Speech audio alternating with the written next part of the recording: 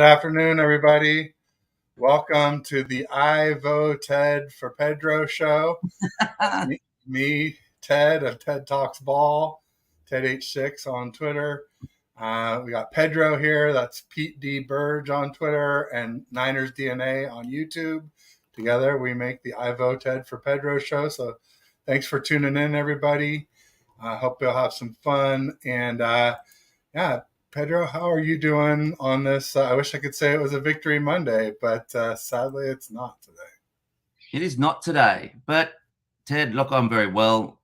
And there's some things to discuss today, which I'm sure we're going to get into. I'm not, we're double streaming. My title for my show, it's not Time to Panic, and it should not be Time to Panic at all. We had one of those games that, like the Eagles did as well. You just have, it's any given Sunday. There's some few things to discuss, more likely Kyle's clock management, Kyle's play calling and the O-line, but I'm sure we'll get into that later. Yeah, no, we can get into all that as it comes up. Plenty to discuss, plenty that went wrong yesterday. Can't really blame one person or thing. It was a calamity of errors. The 49ers sort of self-destructed. I played around with a few different titles for the show and finally settled on something like 49ers and Eagles are both lose, no more undefeated teams. But I talked about like how, Jim Schwartz owns Kyle. He's 9-1 against him now. Or the 49ers self-destructed or imploded.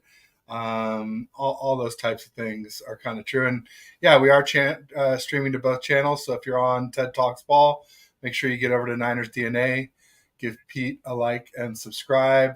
And same thing, if you're on Niners DNA, pop over to TED Talks Ball and give me a like and subscribe when you get a chance. Also, if you're watching on a browser, open up 2 tabs and just be sure to mute one. And that way you can get us all the view hours, which really helps us out. So thanks in advance for that. We've got Red Jet Shell in the house saying, let's chop it up, Ted. Niners. Thanks, Red Jet. It's great to have you here. Appreciate you, as always. Wonderful. James Dernall in the house says, well, I'm back on the train. Moody is duty. I am definitely not there yet. I mean, I feel like he could have obviously done better. He missed 2 kicks, but they're the first 2 kicks he's missed all season. So I'm sort of in wait-and-see mode. I will say I didn't get like the warmest and fuzziest of feelings. Did you see his after the game interview, Pedro? No, I did not. No. Did they get him up on the in the locker room? Okay. No, I'll have to have a look at that. Tell me all about it, please. Yeah, he looked like he was about to start crying. And so that definitely doesn't give me the warmest and fuzziest of feelings. But I guess you could spin it either way. You could also say, he obviously really cares and means a lot to him. I think he does. Yeah, so I think let's he hope does. that's the case. Yeah, he's a rook, and look, that all the arguments about 3rd round pick, etc. But like you said, it's the first kicks he has missed. I'm not excusing it, but well, I guess in some ways I am. But what I'm saying is that the fact that he was so distraught afterwards really shows me the type of person he is. He really cares about what the team that he's playing for and his teammates. I look at, again, we could have got him to 30. I think, 30 yards would have been a much easier kick. Like Kyle has to be thinking to himself, okay, it's going to be a high pressure kick from a rookie. They had 40 seconds. Let's get him to 30 yards, right? That's what if I'm the coach, I'm thinking I've got to set my rookie up for success. Let's get as close as I can. Even a run play from Jordan Mason, and you worry about it getting punched out and all that sort of stuff. But that was, and then again, it's not all Kyle's fault either. But there was some variables there that I think contributed to. And I don't know if you noticed it, but yeah, I think the laces out. I think the laces were in a bit of a funny position as well from when he kicked it. So, there's some things there. And look, I was sitting there watching it thinking, this will be good. This will be, we didn't deserve this, but we're going to get away with it. and alas, it didn't happen. I felt sick, obviously, but that's the way it goes. Yeah, no doubt about it. I didn't notice about the laces. I'll have to check that out.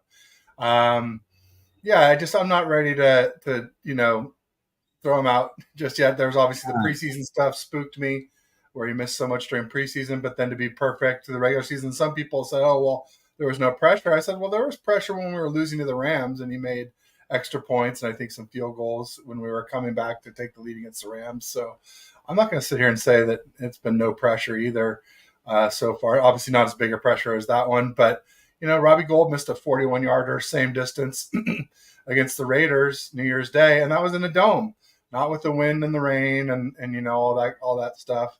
Not to mention the fact that one of the Browns special teams players almost blocked the damn thing too. So there's a lot of stuff going on there. For sure, we got Alex Simpson in the house coming to us from across the pond. Alec, were you at the watch party with Joe Staley and everybody there? It was like El Presidente, Lee Galland, and Vice President of the 49ers Faithful UK. Paul Hope was there as well too. And it was a big turnout, and Joe Staley was there, which was pretty cool. So a lot of those guys got to meet him. Let's see here. Red Jet saying, we good? Just got to regroup, get it right. Just glad the injuries to Samuel and CMC aren't terribly bad. Tell me, I don't know down here. So it's early morning here in Australia. Yes. Red Jet Shell, thank you very much. What's happening?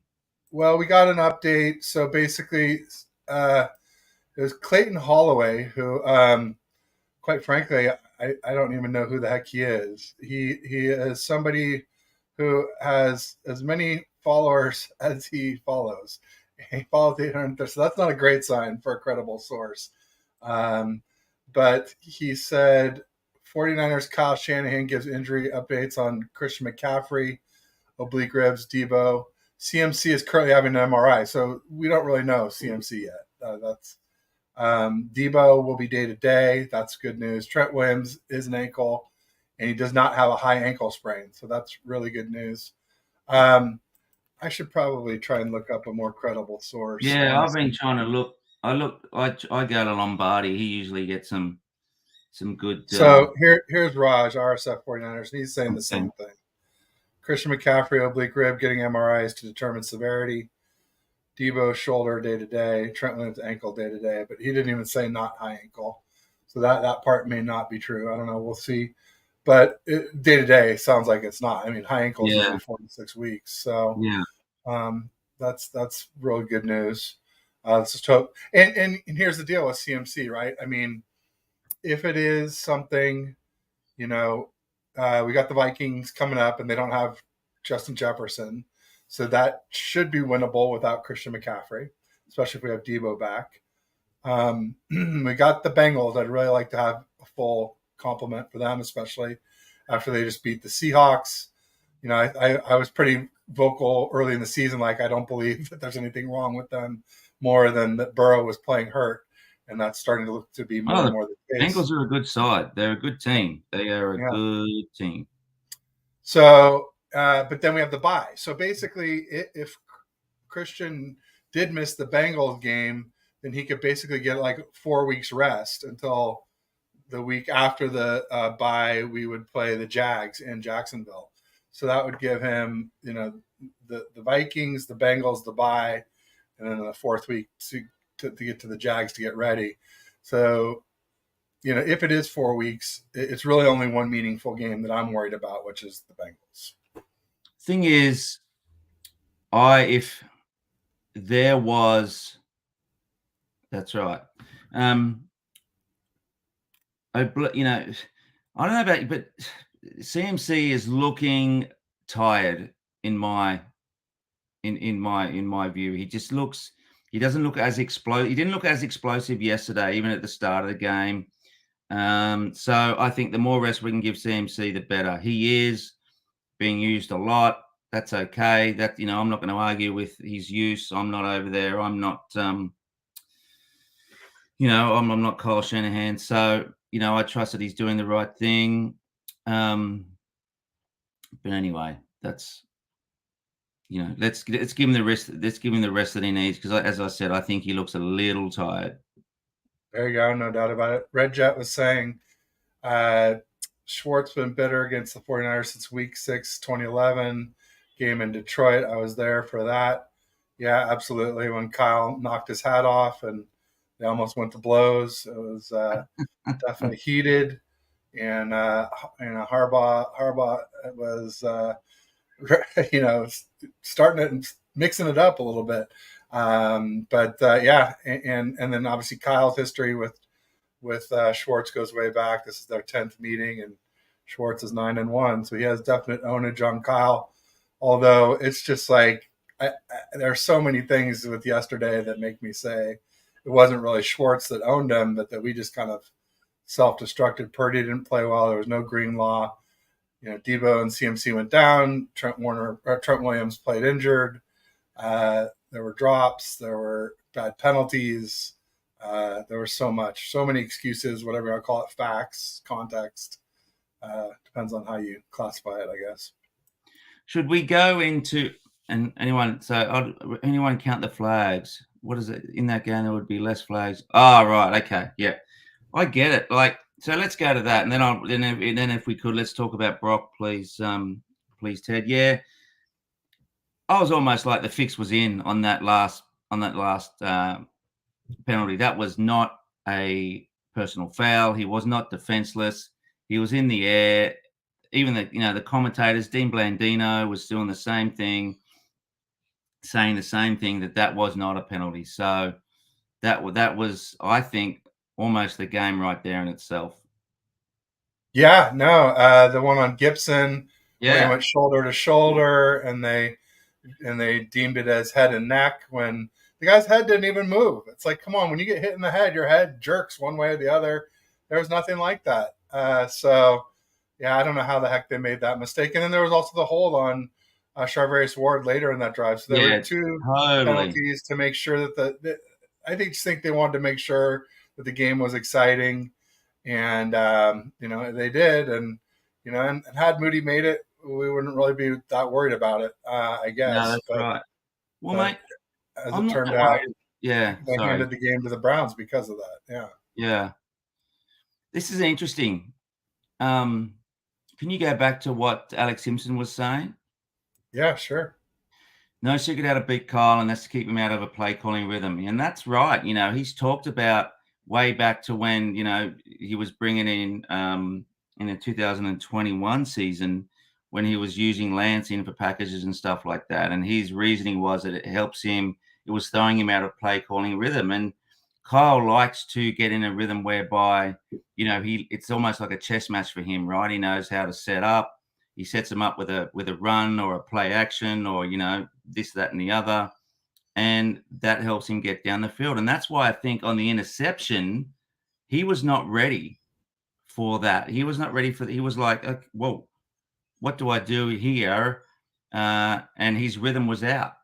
And so I think that was one of the big reasons we didn't get any points on that drive, obviously, that we missed the kick. But we punted on that because we got a sack or a tackle for loss.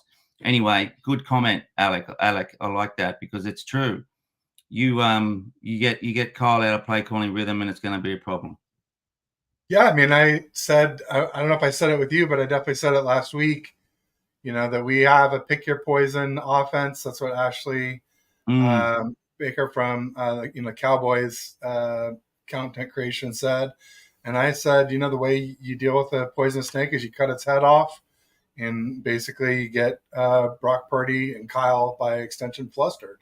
And that's exactly what the Browns did. But what bothered me was when Purdy wasn't pressured and missed throws. It's become pretty clear that he doesn't do well when the ball is wet. And yes, that's an issue when you play outdoors at Levi's. I mean, we have pretty good weather in California, but you can always count on a few rain games every year. Obviously playing deep into the playoffs and going to the Super Bowl, you're going to run a chance of wet weather. So that's a big concern for me.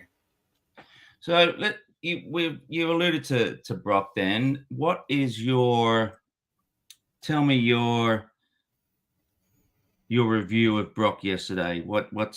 Give it to us.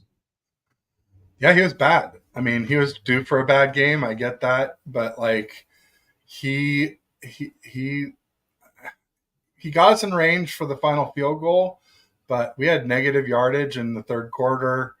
Some of that was due to penalties, which isn't all his fault. But some of it was delays. I blame that on the quarterback and the coach.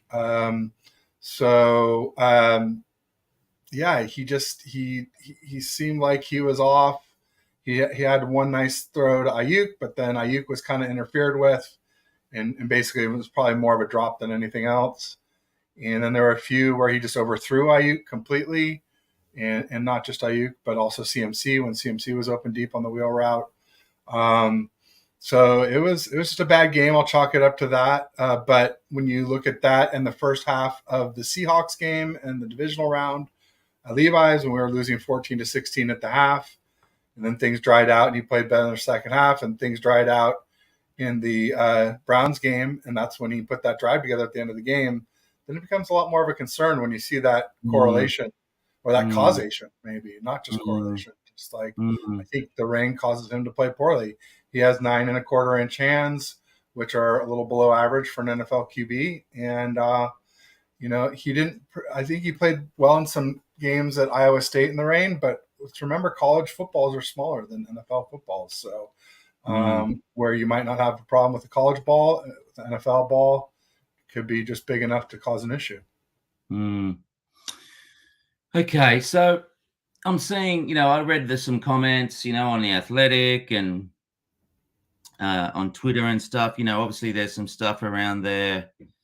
What's up, Shush Show? And Real quick, just want to say that Onshore remade his channel. So now it's the Shaw Show Pod. So everybody make sure to get over and resubscribe to him if you were already subscribed to the Shaw Show. I don't know what happened, but something happened and he needed to remake it. So I was his first subscriber today, and let's see if we can get it. I think he was up higher than me, like 700-800 subscribers. So let's see if we can't get him back there quickly, folks. all right, yeah, I'll do that straight after this. So, uh, yeah, look, I think Brock ticked a box for me yesterday that I thought um, that he got us down to the field. He got us down the field when it counted to win under pressure without his offensive weapons. An O line. When I say without his offensive weapons, I mean two of the probably the most devastating. Um, I think that yeah, as I said, he ticked an important box for us. He didn't have the best game. It was a wet ball. I don't want to write him off. I think he'll be fine. He'll bounce back next game. And I saw Red Jet Shell say it, he took accountability for what he did. He said it was on him and stuff. And it's just, like, usually I get a little bit more emotional about these sort of things, but I don't know, maybe I'm maturing in my old age, but I just think that he is going to be fine. The team's going to be fine. Maybe there's a little bit of it. Throwing the ball behind some receivers is starting to creep in, and some, a little bit, That's how that interception happened. yeah, And that's there was right. and there was more than that were dropped too. There were at least a Yeah. couple that were dropped as well. So that's the one issue I'm seeing. Um, so anyway, look, and that's because he throws with such anticipation. That's what makes him so good. He has to be um, he has to be right on the money to ensure that it hits him on the numbers. So anyway, look, that's my take on Brock Purdy. He's going to be fine. That's the way it goes. There you go. Edgar Ascoli in the house says, "Hey bros, channel, let's go Niners 49 can." Love it. Edgard was my first ever super sticker. I actually got monetized last week. I don't know Oh, if you nice. saw that, Pete. But so I can have super chats, super stickers, and also channel memberships. So Edgard was the first to give me a super sticker, and then when I was on with um, Aaron on Wednesday, they were just flowing. I don't know, there was like $20 worth or something like that. A few fives and a few twos. It was amazing. So thanks everybody for your generosity. Much appreciated. Um, James Renault is saying we need to trade for a running back. Mitchell isn't reliable, and Mason is a closer. Um, yeah, I mean, Mitchell is not reliable from a health perspective, but I think he's pretty close to Mason as a runner. The one thing I would say is that Mitchell never fumbles, and that's one reason. Like, if we did keep him, like, why I would be sort of okay with it. Um, but yeah, I don't feel like we can count on him to stay healthy, which is tough. Um, as far as I don't know, what are your thoughts on the running back situation? I mean, I heard that James Conner might be available for as little as a 6th round pick. That would intrigue me. He's a hell of a runner for the Cardinals. Big, powerful bruiser. James, I would snap him up. I think he's great. I think he's a great running back. There is no doubt that after there is a drop from CMC to the next running back, right? Mason is good. He's a closer though. He's on the field for the last 2 quarters. Mitchell he's dropped, I think he's a little gun shy because of the injuries he's had. You saw I think he was on the field for what, 3 or 4 snaps yesterday. Could have been more, but he was ineffective. So if James Conner's available and he's only going to be a 6th round, get on the phone, get him, because as we know, CMC is up on a platform that is Everest high, and then you've got the other two, which are good running backs, but they're not in the same league as CMC, who's going to be a Hall of Fame player. Exactly. Yeah, I think so too. And Grant Cohn was kind of saying, oh, Mitchell, he's had too many injuries and he's just not himself. I just think he's not played himself into football shape this season. I have very, very little doubts that once if he can stay healthy long enough, that he'll be very comparable to Mason as the back, but just, maybe a little more reliable from a fumbling perspective. Now, Mason hasn't fumbled in the regular season, but he fumbled in camp a fair amount and in preseason games. And people say, oh, well, those don't count. But to me, it counts at least a little bit. It's like we talk about all that stuff off season. Like, it's not everything, but it's not nothing, right? It means something to me anyway. So, I would love to see us get running back help, nickel corner help. I was saying defensive end help. Randy Gregory sure had a hell of a game. Yeah, he played well. Like, that was a fantastic little maneuver. But I don't want to go back. Can we just the offensive line? Like, yeah, this again is showing they had a really good game against against the Cowboys. Mm-hmm. And I think that was a bit of an outlier. I just, as you saw, with a really good defense, like that defense is unbelievable. And yes. so, and maybe the best in the NFL. Yeah, probably. Well, I thought they were after yesterday. I think they're the best. And we know that this draft was really, really low on offensive tackles. So what's the solution here? Is there anyone out there? We've got $40 million in cap, but that's going to be for next year. What do we do? Well, you know what you do? You get in a time machine and you go back and draft Dawan Jones, who pretty well handled Nick Bosa, except for the one play where he shifted out to the outside guy thinking that the center was going to shift behind him to Bosa, and Bosa got his only sack when he wasn't blocked. But Dawan Jones, we could have had him instead of Cam Latu. Really? Yeah. He was drafted several spots after Cameron Latu. And so there's one way to fix the problem. Now, I'm being facetious because that's in the past. Yeah. But I did tweet that out when Baldy was doing his thing. Bash, who I do, Balling with Bash and Ted on Fridays, he was a big Dawan Jones supporter. I was a little bit less because I thought he was maybe too big. And maybe he is too big for our system. I don't know. But he's a hell of a pass blocker, man. And not like McKivitz is doing terribly. So, but still, just to have that tackle depth in case something does ever happen to Trent Williams or he ends up retiring this year. I just am shocked that we didn't do more to help bolster that O-line in advance. Now, moving forward, there's Lyle Collins is available, who most recently was a Cowboy and then a Bengal, but he's had injury issues and he's pretty expensive. But that might be an option for tackle depth. because he is a free agent. But, as far as trading goes, I don't know that many teams trade good offensive linemen. But, you could look at who the targets are. It's like the Panthers, the Bears, all the bottom feeding teams right now that are sort of last in the different divisions. I can look that up real quickly.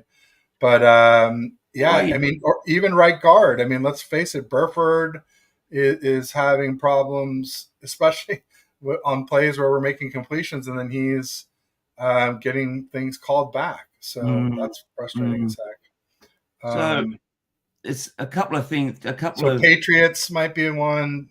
Broncos, they have yeah, Garrett Bowles. Uh, Titans, maybe they're 2-4. They might turn into a seller before too long. Um, Jets don't look like they're going to probably be sellers. yeah. And speaking of Jets, it was in the comments about how they saved us from not being in first place in the NFC anymore by beating the Eagles, and that was very interesting as far as all the similarities between the two games. The Mm, Eagles got injuries. Lane Johnson, their star right tackle, went down. They had Artie Slay and another defender, a pretty key defender, were out for that game, and then like they had drops. Devonta Smith had a drop. Obviously, Ayuk had a drop. yeah. Their kicker missed one even way shorter than our kicker missed. I think it was 34 yards instead of 41. So there were tons of similarities. Both AFC teams on the road, both with really strong defenses. Obviously, the Browns are stronger than the Jets, but the Jets are a top 5 defense. So there were a lot of parallels between the Eagles' loss and the 49ers' loss, besides the fact that we were the front runners in the NFC. But now the Lions have snuck in there, and they're 5-1, and they've actually played tougher teams than us. I know. Luckily we and the Eagles have tiebreaker against the Lions because the Lions lost to the Seahawks, so that's a conference game, whereas we lost ours to AFC teams. So if we all ended up tied, or if the Niners and Lions ended up tied, we would have a head-to-head or a tiebreaker on them in that respect. But other sellers, New York Giants, but there's nothing left of their O-line that I'm aware of. I mean, they're just like patchworking people. Arizona Cardinals, 1-5, and somebody I heard was saying Beecham is their tackle, Mm, who might mm. be a good one to get. And then Bears, as I already mentioned, and then Carolina Panthers, I already mentioned. But I don't know much about the Carolina Panthers offensive line. I'm guessing it's probably not real good. But you never know; they might have one good tackle. That's all you need. You don't need a whole line to make for a good trade necessarily. Because if we think about the facets of this team, right? What is the weakest part of our of the 49ers team? It is our offensive line, Offensive right? line is weak. Nickel corner is weak. Yeah. The right side of the O line, because Banks and Trent Williams are fine, and our Yeah. center is okay. It's right guard and right tackle, nickel corner. Ambry Thomas when Lenore plays nickel. Mm, Yeah, those are our biggest weakness, and maybe running back depth. yeah. So There yeah, was a long and comment maybe there. tight end too. Tight end too is another position that we could really Yeah. use. I would love to get a real tight end too who can block and catch. To go with Kittle to help out our right tackle, right? I mean, or left tackle, whoever. What there was a long comment there that you pulled off. What was that? Was it not? What was it? I I think think 49ers need equilibrium between quality players and HC because Shannon continues not knowing his potential from 49 boys, not using all the potential. right. Okay. Okay. The one well, just on that, do you remember it was probably 5 minutes to go, we are down on our line, and he called 3 pass plays, and he didn't use up any of the clock. He gave the Yeah, it was ball about straight. 3 minutes and change. We're up Yeah, 17-16, yeah. and yeah, I was screaming, "Run the ball, Kyle! Don't Run get it cute. run the Run the ball. ball." Then after that, there was really no chance to run the ball because it was like 2nd and 20, and there's no way you can run in that situation. So, I I guess you could run it just to eat some clock, but I don't blame him as much for the second and third passes because it was already too late. But the first Mm, pass, yeah, it was ridiculous. I couldn't believe he did it. The only thing I could think of was that he was just trying to, be like, oh, well, they're expecting us to run, so I'll pass, but So he should here's have just run it. so again, it goes back to what Kyle gets flustered when he's under pressure at the end of games, and it's and yesterday, Randy, yeah, I love to hear some of your reasons, man, because I think so here's my list of reasons. Kyle's panicking at the end of the game. I think our O-line, I think the wet ball, I think, obviously the injuries, Moody's inexperience, but the most consistent one being, if we look back in history, is that I think Kyle really does get very flustered at the end of games when he's under pressure and he needs to pull something out of the hat. So Randy did kind of mention some of them here. Yeah. Kyle definitely gets flustered, even necessarily at the end of games, but even when just games get tight, he gets tight. Yeah, he gets tight. He gets flustered, no doubt about it. Yeah, Brock overthrew a bunch of passes. He absolutely did. Ayuk dropped a few. I think Ayuk really only dropped the one big one. Brock overthrew Ayuk a couple times. Besides that, maybe he got a hand on one, but I consider them too far out front. He definitely overthrew the one to CMC on the wheel route. The refs, yeah, they were definitely bad at the end. However, some people say we got some calls in the first half. I just see a big difference between first half calls and a call on the second to last drive of the game where they go ahead. A little bit of difference in the end, but there's not as much time to make up for it after that. We friggin' beat ourselves. We absolutely did. It was self-inflicted wounds. Purdy didn't play well. We had injuries. The offensive line didn't play well. The defense didn't play. The defense was missing Dre Greenlaw. We have no enforcer without Dre. And now that Jimmy Ward is gone, there's nobody to give us that edge to really take people's heads off and make them afraid to run the ball against us or pass over the middle. Fred is great, but he's definitely more finesse. He's an incredible coverage. He's the best linebacker in the NFL, but we need Dre to go with him. And somebody said earlier in the comments, Dre allows Fred to be Fred. And that's I totally right. agree with that. Real quick, just want to call out Don't Bother Me. That's Steven. We met up at the meetup for Chapman and Breezy about a week ago Saturday. It was a lot of fun. Great to see you, Steven. Sorry, you were going. Go ahead. I'll just keep going on with the comments here because I want to try to catch up. I might have to go to the bottom and work my way back. That's all right. What I'm trying to think what I was mentioning. It'll come to me. But look, when we look ahead, hey Nancy, when we look ahead to the Vikings game and the Cincinnati game, how do you think? Let's just say that Debo and McCaffrey are out. What are you putting our chances at without both of them? I mean, I think we're still at least favored to win the game without them. And I think Debo will play. I think day to day that means he should be ready for the next game. Or for sure at the latest by the Bengals. So I give us a pretty good shot because they don't have Justin Jefferson. So they've got that rookie, and I'm blanking on his name, of course, now because I don't know it that well. But I might as well just pull up the Vikings. That was what I was going to say. We had a really good – there was a rookie that was playing really well. I think it was a safety or even an outside linebacker with the last name Ryan. Can you remember him? From the Vikings? No, from the Niners. He's a rookie. He hasn't played a game. Oh, he might have been on special teams. He made some great tackles against the Raiders on our line. Ronnie Bell. No, not Ronnie Bell. He's a defensive player. If anyone's in the chat can remember this, he's a rookie. His last name, I think, has a Ryan in it. He's a great tackler.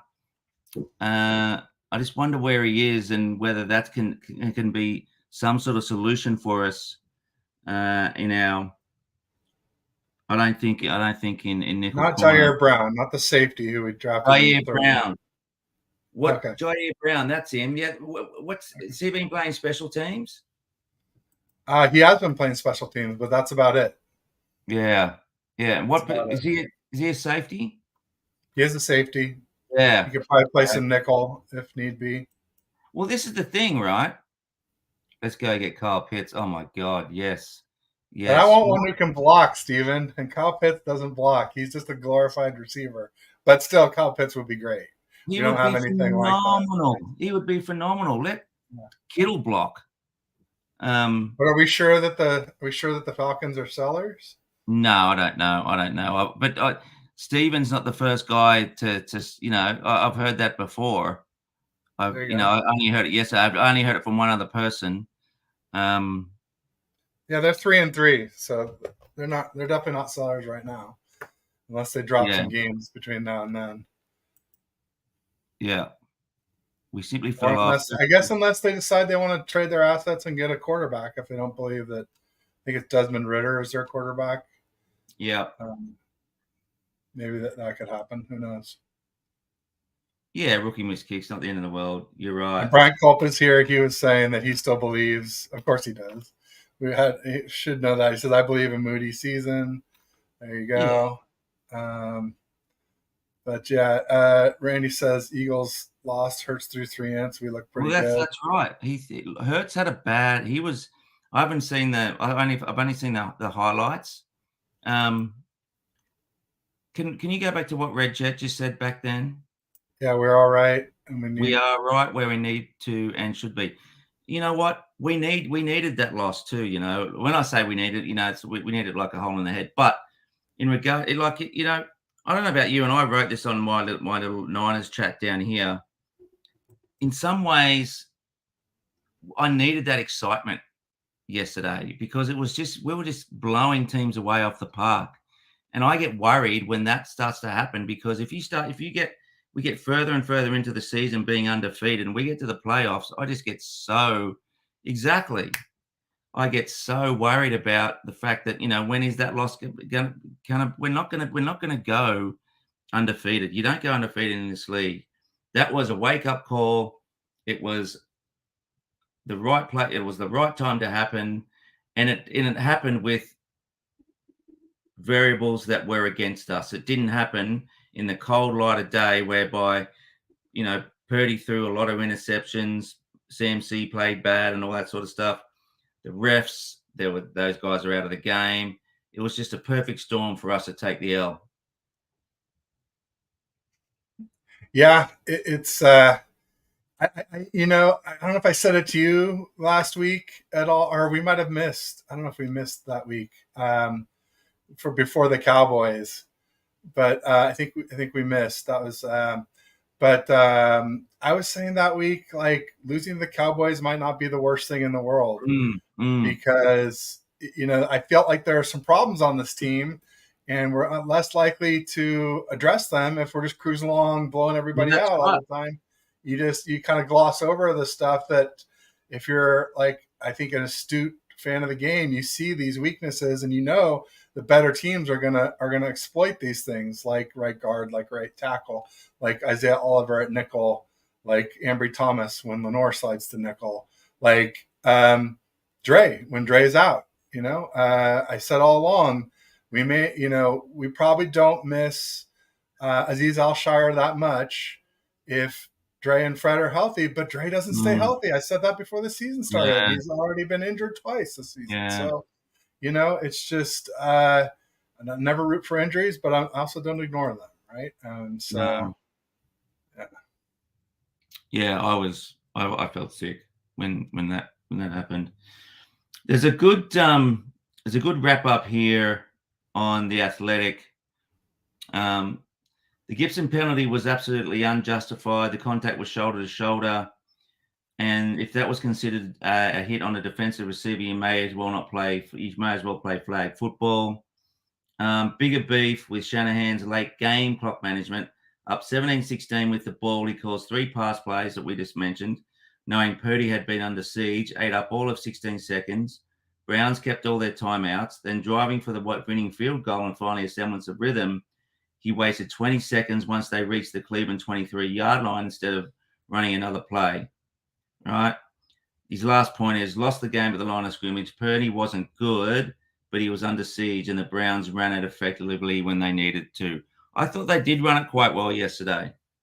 Yeah, I just would say, like, the people saying we should have run another play. If you look at our whole second half, I mean, we were negative yards in the third quarter. Like, I could see why Kyle would just be like, let's take the sure thing, the quote unquote sure thing of a 41-yard field goal and not risk a penalty. We had so many procedural penalties in the second half.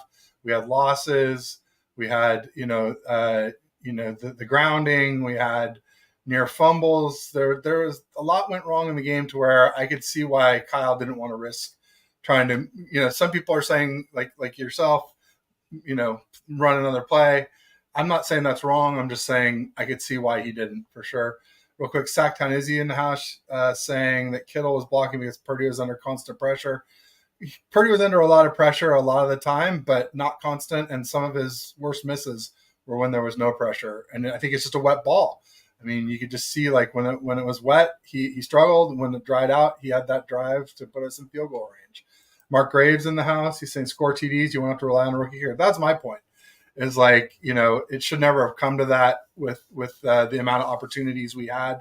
We had so many bites at the apple and just never got it done. That frustrated the heck out of me.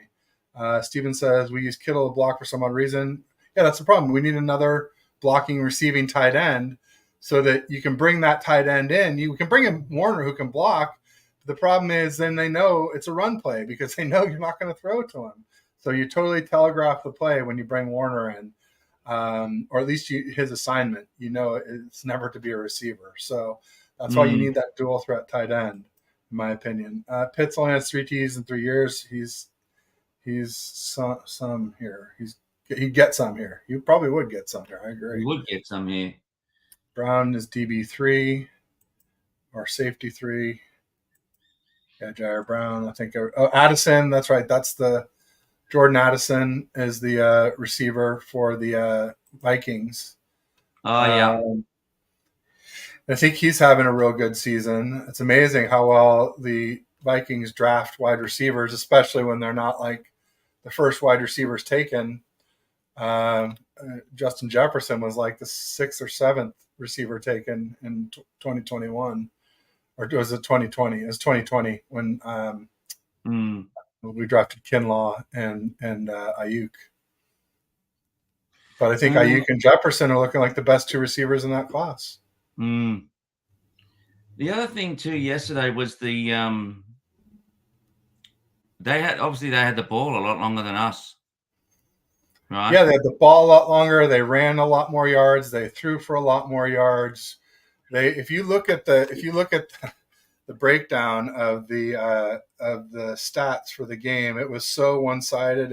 It's hard to believe that we ever had a lead in the game. I would just put it that way, because here we go. First downs, they had 18. We had 15.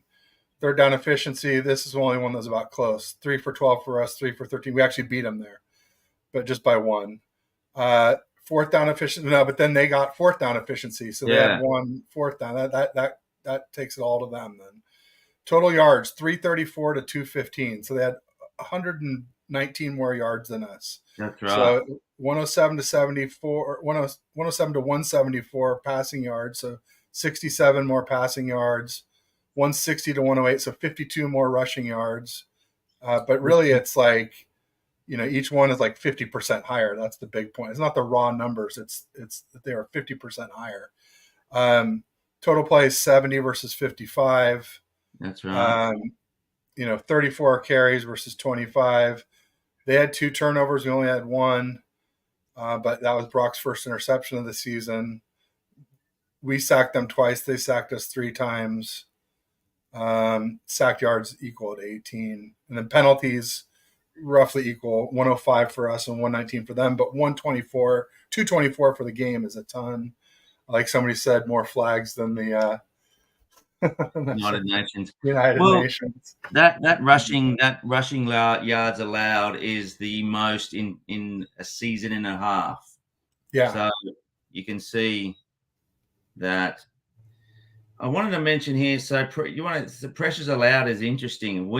Trent Williams 4, Yeah. Burfict 3, Brendel 3, Banks 2, McKivitz 1. So McKivitz Yeah. won the day, but he wasn't facing Myles Garrett. He was facing Yeah. Zadarius Smith and probably had some help doing it as well. Yeah, but Trent Williams was playing hurt, so it probably would have been worse if it was Jalen Moore Yeah, in there, that's and right. that's what he was trying to avoid. Real quick, I want to just give a shout out to David McNiner. He says shout out to the Eagles for losing. He'll be on tonight on 49ers Coast to Coast with Bryant Culp, who's here in the audience, and Aaron Labigan, who I do First and Ted with on Wednesdays, and also the wonderful Mr. Ty Alston, 10% Ty, podcaster agent extraordinaire. And when we're talking about 10% and cuts of things, probably a good time to do a quick commercial break. You can see the TTG logo up in the corner. I'm now TTB, brought to you by TTG. They are a retail and hospitality logistics company. So they do brick and mortar, fixed furniture and equipment, transportation and warehousing, operating supplies and equipment. That's OSE. New store openings. They do rollouts, relocations, decommissions from the first mile to the final mile and everywhere in between. Travelstead has you covered. Let us know how we can help you via air, ocean, land. Closed loop solutions for retail and hospitality. So Nick and Henry are great folks. I work with them there. They have all 100% U.S. based support. So there's often snafus in this type of work, and it's good to know that people you call to help out will be stateside and understand what your business does rather than some offshore call center where they have no clue what you do. In their website is in the description for the show. It's in the about page on YouTube, my bio on Twitter X, and then also Insta and Facebook if you follow me there. So check it out. They got a cool video to explain what they do. It's definitely a business to business type play. So if you're in retail and hospitality and you need someone to help you with your logistics, check out TTG. And Randy usually always goes, who's down with TTG? Yeah, you know me. So there you go, folks. Thanks for letting me pay the bills, Pedro. I appreciate it. And let's get to some more of these chats. I'll start. I'm still working upwards from McNiner there, but I've been talking for a while. I'm sure you've got something to say. Oh no, I was just looking at some of these things in the minutia of yesterday. So at cornerback, Oliver played all the nickel. So second straight games, Oliver played all the nickel snaps. He gave up 3 completions on 3 targets for 23 yards. So that's not when you're giving up 100% of targets, then you got some work to do. The other thing we're talking about excuses, other excuses, 10 a.m. start, rain. Browns had a bye last week, so they were able to rest and prepare more for us. They even did the walkout with the boombox to mock us. Yeah, they did. And they talked their smack about us riding high and ready for the fall, and hard to argue that they didn't have it right. That's right. And I just think it was a great day for Randy Gregory. I think that proved that was a good. Well, let's wait for another couple of games. But I think Bosa has had enough time to play himself into fitness. I don't see the same guy. I don't see it. I don't see our defensive line getting enough pressures. I don't see it anymore. Yeah, like I said, his only sack was when he was unblocked.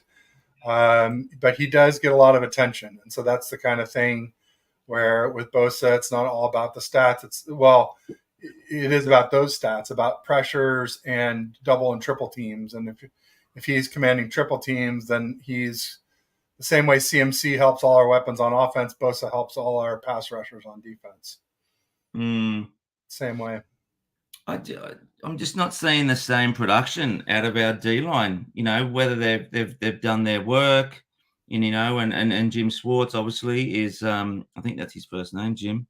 Is Yeah. that his first name? Yeah. Um, it obviously has the wood on Kyle, but I am just concerned that there's been a drop in production from our D line, and that is a little bit of a concern for me, especially when um, it was just so good last year, and when you don't pressure the quarterback, you're not taking away when you're not taking away their time. It's just leaving us open. It's just leaving us open. So, Well, um, there's several ways to defeat a really good defensive line. One is a mobile quarterback. PJ yeah, Walker is mobile. One is a really great offensive line, and the Browns have, I wouldn't say great, but really good offensive line. One of the better ones in the league. Granted, they were missing Joel Batonio, who is their All-Pro right or left guard, but guard. But I wrote my article. I thought that they would still be really good, and they were. And then the other way is to allow holding and not call it, like we saw in the Super Bowl against the Chiefs. mm, I think we just ran into a mobile QB. I think at least for this game. Now I'm not going to make excuses for Bosa's whole season, but those, or what I saw yesterday was PJ Walker was elusive. He was and able to scramble and buy time and get himself out of trouble. he's not the third string quarterback, right? He can't be. He was off the practice squad, so he was not even third string. He's yeah. DTR is second string. Their rookie, who they drafted in the 5th round out of UCLA, but he had struggled this year, so they thought it was better to bring this guy up. I think he was USFL or XFL or something like that. What he did, he was, yeah, he was And he the was, and then the he played a leading, little bit for the Panthers last year. yeah. Um, And I think before they brought in Darnold, I think it was PJ Walker before Darnold, and he struggled there. yeah. Uh, Um, Bryant with a good factoid that we should call out. Niners own the record versus Minnesota, 25, 23, and 1. There you go. Like that. It's a slight so edge to 49ers all yeah, time. it's a slight edge. I It's would have not. thought it would have been higher than that. But So did the, I. the Vikings had some good teams. I think they went to the Super Bowl 3 or 4 times and they lost them all. It must have only been 3. Or if it was 4, wasn't like the Bills where they went 4 in a row. But Mm, Fran Tarkenton, I know he went a few times. And they had the Purple People Eaters was their really stout defense for those Viking teams. um, there's the pulse on the Athletic is saying, who's our best team? The 5-1 Lions look shiny right now. Can't be. They're not the best team. Well, the problem that the Lions have is that Jameer Gibbs, their star rookie running back, is injured, and now David Montgomery, their solid back from the Bears, Mm, got injured yesterday. So that will probably hurt them. But Goff is playing really well, and he played really well without much running back help, and he threw it like over 40 times, and he's efficient, and they're winning. And their defense, the Lions' defense is playing well. They mm, obviously have Hutchinson, and and this is without Emmanuel Mosley, who they got from us. He yeah. really Well, hasn't he's done played his much. ACL again. Yeah. Oh, did he do it again, or is it? Oh, that's right, he did. He came back briefly, and that's why he's out again. Okay, that's right. I forgot. That's so What a bummer. sad. That is for sure terrible. So sad. But okay, thinking about so we're going to the Vikings, Monday Night Football. Um, what are some of the key matchups, do you think? Um, well, obviously, stopping Jordan Addison. They have Yeah. T.J. Hawkinson as their tight end. And then their running back is like a little guy, but I think he's pretty good. They used to have Dalvin Cook, but I think they let him go right at the right time. They have a real good fullback in CJ Ham. He's no Mm, juice, but he's real good. Alexander Madison is their premier back, but he's a little guy. they also, I guess, they have Cam Akers who came over from the Rams. Yeah. So, and then I guess so without Justin Jefferson, it would be KJ Osborne is their other wide receiver Yeah. across from Jordan Addison, who's pretty young too, but he's pretty good, my understanding. So yeah, I mean, I think it's going to be again. I think they're going to probably try and pick on Isaiah Oliver. That's what I would do. He seems like the Mm, weak link on our defense, and mm. that's what I would focus on if I was them. Got 187 in the house, saying bang bang Niner gang. Usually Purdy, but he's a little bit more shy today, probably because of Purdy's performance yesterday. But I don't know if you saw 187, but I tweeted out like, hey, if you're waiting for me to bash Purdy, I'm not going to. There's a lot of reasons why he played poorly, and I'm not like off the train. I did say putting him up at 6-9 might have been a little aggressive. I've back off to where I was after the Cards game, 8-12 in the league, but still potentially top 10 in that top 10-ish conversation. I think Purdy still is. So I think he'll do. I think he'll bounce back nicely against the. We're going to be in a dome, so there won't be any rain against Vikings. But it just sucks now to have to worry about every time there's rain in the forecast. Is this going to be Well, a so huge limiting factor for our offense? down here in Australia, we've got this in our professional league, like the NRL. They've got That's this the National Rugby League. National Rugby League, exactly. Well done. We have this spray, this special spray that they spray on their hands and on the front of their jerseys. So I don't know. Have you got that up? Have you got that up there? Like a type of stickum or something like that. Yeah, yeah. It's like a It sticky might be spray. illegal. I know. I mean, Right. the NFL used to use all kinds of stickum back in the 70s, and then in the 80s it was illegal. But like Jerry Rice has admitted to using it, and a lot of people said basically everyone was still using it. It just wasn't legal anymore. But I don't know that, or even like a glove. I think there are special rain gloves you can use. But whatever it Yeah, is, Niners should do some research on this and I think so make too. some investment in young Yeah, Brock Purdy's equipment to help him to grip these wet balls because it really seems like it's an issue moving forward, especially when you look at the wild card game against the Seahawks. The first half it was much damper. He struggled. The second half things dried out, and he rocked it in the second yeah, half of that game. So yeah. Tabor Table Pepper. Pepper. I like But this was guy. he snapping like crazy if the laces were out? I mean, I guess that's the holder's fault. Yeah, that's Aussie Mitch. Yeah. Um, Oh no! Don't blame your don't countryman. blame don't blame Aussie. So he was good yesterday too, like just special teams, a little He was thing. great. Both the punters Yeah, were phenomenal yesterday. yeah, they were But good. Bajorquez guy, he banged some like 70 yard, 69, 70 yarders. So pause. All uh, right. There's a good article. There's a good thing here. Okay, so what do they have in Purdy, right? So what I think. Let's start with what the Purdies do not have in. Let's just start with what the 49ers do not have in Purdy. They do not have an AFC North certified weatherproof, right? Ben Roethlisberger, clonable to overpower the elements, break away from defensive linemen, and thrive in the conditions Purdy faced against Cleveland. What they do have is a good young quarterback, well suited to run Kyle Shanahan's offense at a high level by making quick decisions when given to find open receivers. That's not a bad. That's not a bad summary because you're right. Like the weather is good in and obviously in California. But if we think about so if we're number one or number two seed, what's the coldest environment where we're going to go that we're going to have to go to? well, I mean, Seahawks on Thanksgiving will probably be cold and wet. Yeah, It's always colder there than here, and it's usually pretty wet.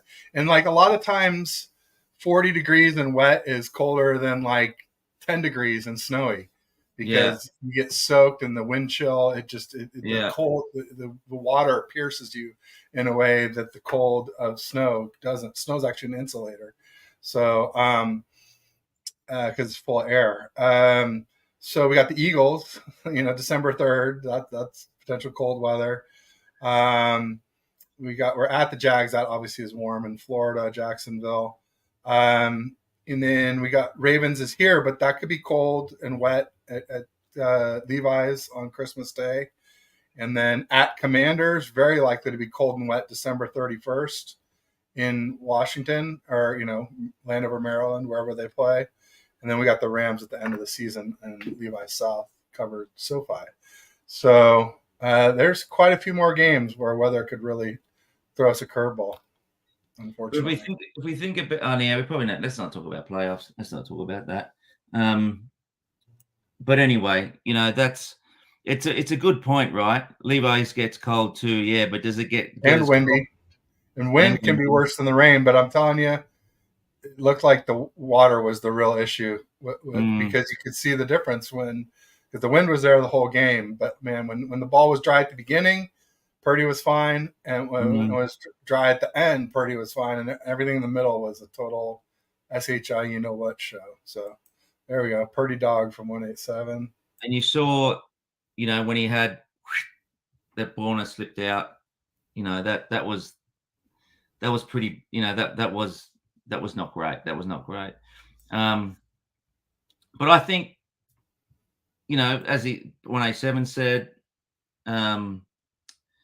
Oliver was good. You guys are nuts. Well, Randy. You got to look at the stat. Like 3 targets, he let off. He 20. He let 27 yards is not a big number, right? But still, he wasn't great when he was targeted. So, and as you said, Ted, he's going to be one guy that they're gonna target. Bryant said something else about the game-winning drive. And then again, to wrap, I guess we're getting close now. But to wrap things up from my perspective on this game, is that Brock ticked the box. He led a game-winning drive and was let down by his kicker and his play caller, I think, in regard not getting him not getting him closer. Kyle was out of rhythm. The refs were terrible. Purdy wasn't great in the middle of the game because of the wet ball, and our offensive line needs some work. And I think it's something that we should be looking at. I think you're absolutely right. Who said we should get? I think it was Steve that we should look at get on. Or no, who? Maybe it was. I think it was our friend from. I think it was James from over the other side of the pond, saying that we should look at some running back depth. Yeah, if we can get James Conner, let's get him. But let's go. That's it. Let's move on to the Vikings Monday Night Football. Let's get another. I see us get another dub in the win column, and let's leave this in the past and chalk it up to a learning experience. There you go. Makes sense. Yeah, I mean, none of it is stuff that is looking like should be a killer for us at all. Also, I think we'll bounce back nicely against the Vikings even without CMC. I just think that, like I said, it bums me out to have to always worry about, is it going to rain? Because it does rain so much in Northern California, especially in November and December. Obviously not much in September and October. But then we don't play games and Levi's in September anymore because it's too damn hot. So it's like this time where we could be taking advantage of the weather on the field. You have no fans in the stands because they're cooking, which is crazy. But, I said last week before this loss that I thought we would lose at least one game before we played the Eagles. And I still think we'll lose one more game before we play the Eagles. We got the Bengals. We got the Jags in Jacksonville. The Bucks, I still don't think they'll highly of them, but their record, they're doing well other than this last game against the Lions. And maybe that's just that the Lions are that good. Obviously the Seahawks in Seattle, that's a very losable game in general. It's a house of horrors for us. So I see, the Jags, Seahawks, and Bengals as teams that are threats to us between now and the Eagles. And then obviously the Eagles themselves. Yeah, that's right. And look, obviously the big goal is to get the number 1 seed, but that's a long way. That's a long way away, and it's not the be all and end all. So let's I'm not in a place where I'm panicking at all. There you go. Grant says he's back on. So Grant Schick, a buddy of mine from Santa Clara U, great guy, soccer player. He also turned the slippery balls. Pause. Love it. Randy was saying all stadiums should be indoors, temp controlled, and real grass. I don't know that that's doable up in the Northeast, Randy. Think about where those stadiums are that do that. They're in Scottsdale, Arizona, and Las Vegas, Nevada, which have very specific climates that do not include tons of rain and snow in the wintertime, like the whole eastern seaboard, essentially, especially the Northeast in Ohio and even like Michigan and Minnesota. I just don't know that those are doable in those locales. I think I remember seeing somewhere that's not feasible. But if anybody knows, let's talk about it soon. But I know Pedro needs to get going here. I'll just do a quick plug for my next show, which will be with Ryan No Border Sports tomorrow, Tuesday at 3:30 Pacific, 6:30 Eastern. And everybody be sure and pop by. And then obviously, Aaron and I will probably be going a little bit early on Wednesday. I have a 4:30 Vikings content creator show. I think I'll be on his show at 4:30 Pacific. So Aaron and I will probably start at 2:30 or 3 on Wednesday instead of 3:30 like normal.